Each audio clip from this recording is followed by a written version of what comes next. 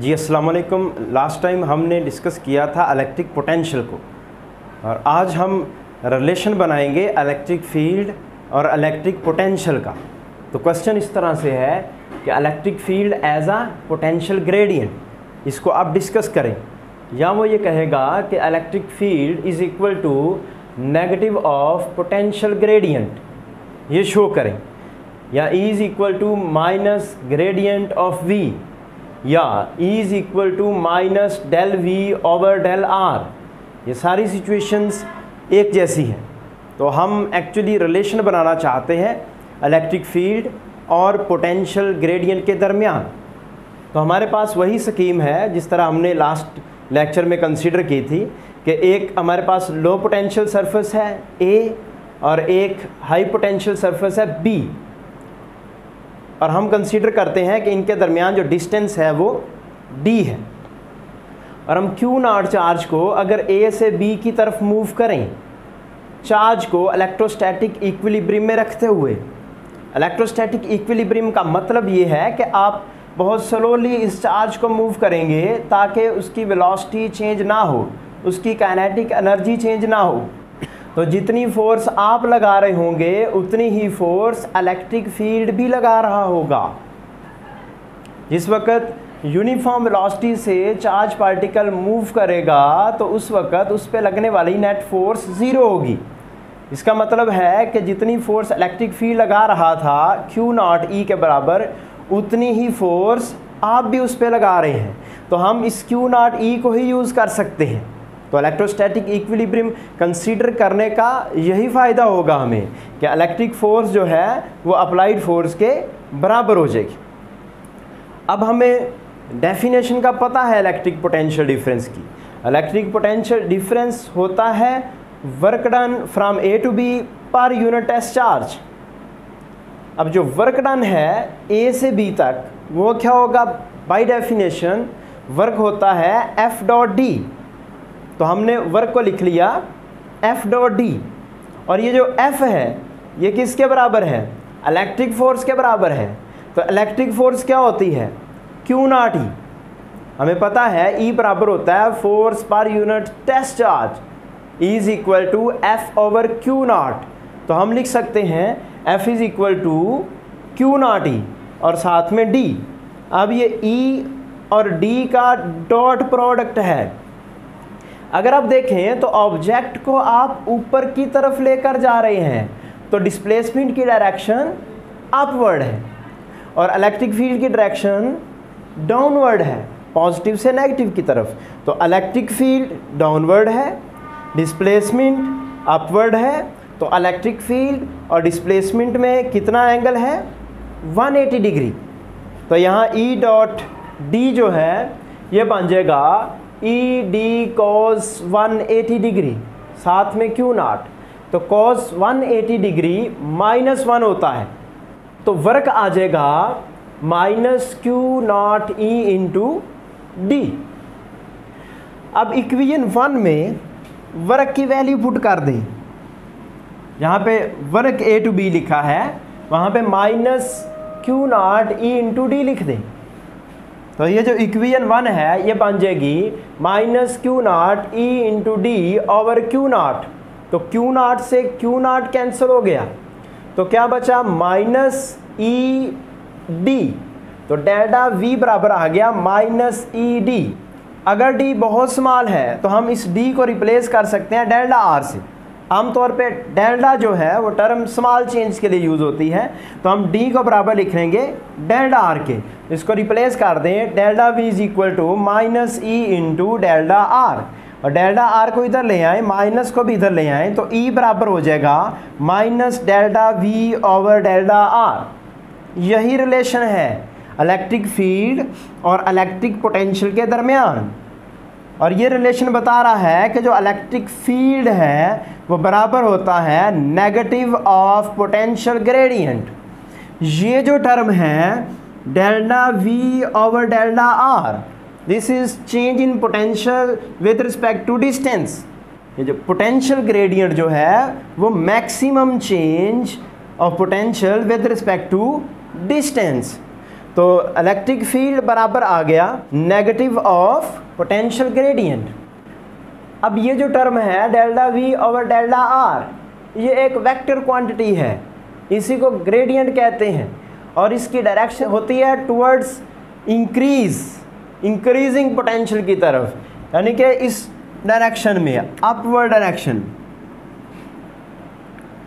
और electric field की direction क्या है? डाउनवर्ड है। अब जो नेगेटिव साइन है उसका मतलब क्या है कि इस टर्म की डायरेक्शन अपवर्ड है, तो इसकी क्या होगी? डाउनवर्ड। तो इलेक्ट्रिक फील्ड और पोटेंशियल ग्रेडियंट की डायरेक्शंस क्या होती हैं? ऑपोजिट होती हैं। तो आप लिख सकते हैं कि electric field is along the decreasing potential. Negative sign का मतलब है इलेक्ट्रिक फील्ड जो है उसकी डायरेक्शन डिक्रीजिंग पोटेंशियल की तरफ होती है, और पोटेंशियल ग्रेडियंट की डायरेक्शन इंक्रीजिंग पोटेंशियल की तरफ होती है। ऑपोजिट डायरेक्शन की वजह से यहाँ पे नेगेटिव साइन है, यानी कि delta we over delta R और इलेक्ट्रिक फील्ड जो है वो ऑपोजिट इन डायरेक्शन होते हैं। तो अब नेक्स्ट ये है कि ग्रेडियंट क्या होता है? ग्रेडियंट ऑफ अ स्केलर, कि ग्रेडियंट किसी स्केलर का होता है। इसकी डेफिनेशन यहाँ पे लिखी हुई, the maximum rate of increase of a scalar function with respect to space in a particular direction is called gradient. और स्केलर फील्ड का ग्रेडियंट होगा, किसी स्केलर फंक्शन का होगा। स्केलर फील्ड किस तरह का हो सकता है? जैसे टेम्परेचर फील्ड है या पोटेंशियल फील्ड है। ऐसा फील्ड है जिसकी हर पॉइंट के ऊपर स्पेस में कोई ना कोई वैल्यू होगी, और इस ग्रेडियंट को आप इस तरह लिखते हैं डेल इंटू टी। अगर टेम्परेचर का ग्रेडियंट है तो डेल टी, पोटेंशियल का ग्रेडियंट है तो डेल वी, और ये एक वेक्टर क्वांटिटी है। और इसकी डायरेक्शन हमने डिस्कस भी की है कि इसकी डायरेक्शन टुवर्ड्स मैक्सिमम इंक्रीज होती है। अभी ये क्लियर भी हो जाएंगी चीज़ें। और डेल जो है ये एक ऑपरेटर है जो कि partial over partial X I plus partial over partial Y J plus partial over partial Z के बराबर होता है, यानी कि ये फंक्शन को डिफ्रेंशिएट करता है with respect to space coordinates. अगर एक्स एक्सिस में सिर्फ चेंज आ रही है तो सिर्फ एक्स वाला बचेगा, D over D X I बचेगा। वाई एक्सिस में सिर्फ चेंज आ रही है तो ये बचेगा, जी में आ रही है तो ये बचेगा। अगर तीनों में चेंज आ रही है तो ये पूरा ऑपरेटर अप्लाई होगा। और ग्रेडियंट जो है वो एक वेक्टर क्वांटिटी है और इसकी डायरेक्शन होती है टुवर्ड्स मैक्सिमम इंक्रीज। हम एक एग्जांपल कंसीडर करते हैं कि हमारे पास एक ये सरफेस है, ए सरफेस है, और ऐसे ही एक बी सरफेस है। ए सरफेस पे पोटेंशियल है 0 वोल्ट और बी सरफेस पे सपोज करें कि 10 वोल्ट पोटेंशियल। तो इसका पोटेंशियल डिफरेंस डेल्टा वी कितना आ गया? 10 वोल्ट। तो डेल्टा वी आ जाएगा यहाँ पे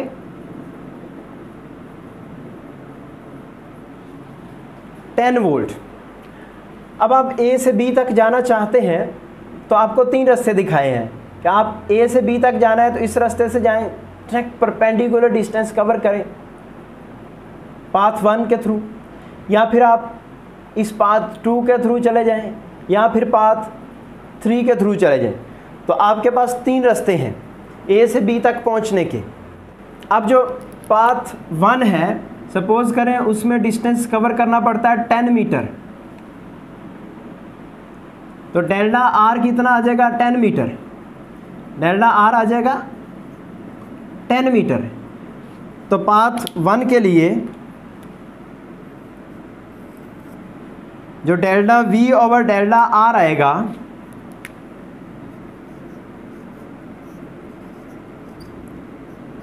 वो बराबर हो जाएगा 10 ओवर 10।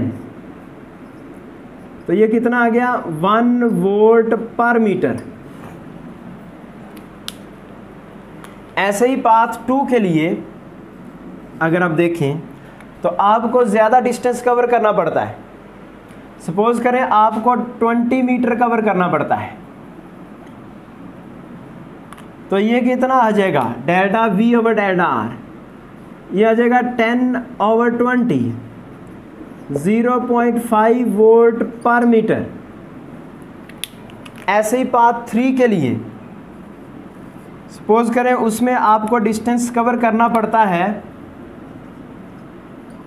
30 मीटर, तो इस पाथ में आपके पास जो चेंज आएगी वो 10/30 यानी कि 0.33 वोल्ट पर मीटर।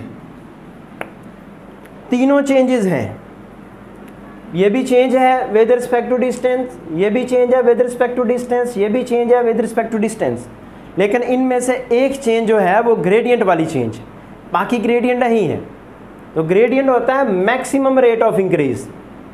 तो मैक्सिमम रेट ऑफ इंक्रीज किस में है? इसमें रेट ऑफ इंक्रीज है 1 वोल्ट पर मीटर, इसमें रेट ऑफ इंक्रीज है 0.5 वोल्ट पर मीटर, इसमें रेट ऑफ इंक्रीज है 0.33 वोल्ट पर मीटर।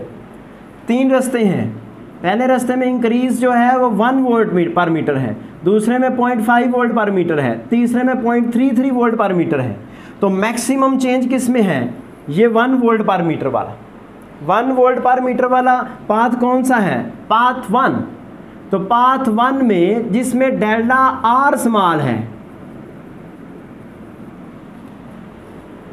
वही ग्रेडियंट का रास्ता है, वही ग्रेडियंट की डायरेक्शन है।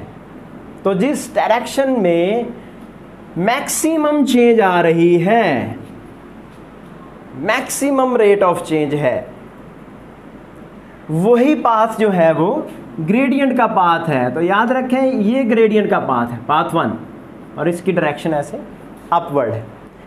अब हम कुछ MCQ सॉल्व कर लेते हैं जो हमने टॉपिक पढ़ा है उससे रिलेटेड। तो क्वेश्चन बन सकता है कि the angle between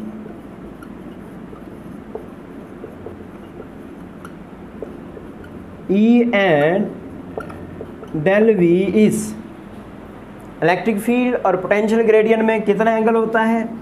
A option है 0 डिग्री, बी ऑप्शन है 90 डिग्री, सी ऑप्शन है 180 डिग्री और डी ऑप्शन है 45 डिग्री। तो इलेक्ट्रिक फील्ड और पोटेंशियल ग्रेडियंट जो है वो एक दूसरे के ऑपोजिट डायरेक्शन में होते हैं, तो एंगल कितना होगा? 180 डिग्री। ऐसे ही क्वेश्चन बन सकता है if V is constant, E will be, अगर V कांस्टेंट है तो E कितना होगा? 0 होगा या मैक्सिमम होगा या यूनिफॉर्म होगा? तो अगर V कांस्टेंट है तो इलेक्ट्रिक फील्ड जो है वो बराबर होता है delta V over delta R के, नेगेटिव ऑफ पोटेंशियल ग्रेडियंट की। अगर V कांस्टेंट है तो इसका मतलब है डेल्टा V जो है वो 0 है, और डेल्टा V अगर 0 है तो इलेक्ट्रिक फील्ड भी 0 होगा। तो इलेक्ट्रिक फील्ड मस्ट बी 0। और अगर V कांस्टेंट हो तो उस सरफेस को हम कहते हैं इक्विपोटेंशियल सरफेस। तो इक्विपोटेंशियल सरफेस के लिए इलेक्ट्रिक फील्ड क्या होता है? 0 होता है। ठीक है जी, ये एक छोटा सा आर्टिकल था, इलेक्ट्रिक पोटेंशियल और इलेक्ट्रिक फील्ड के दरमियान रिलेशन था, इसको हमने समझा है। नेक्स्ट हम electric potential due to a point charge पढ़ेंगे। अल्लाह हाफिज़।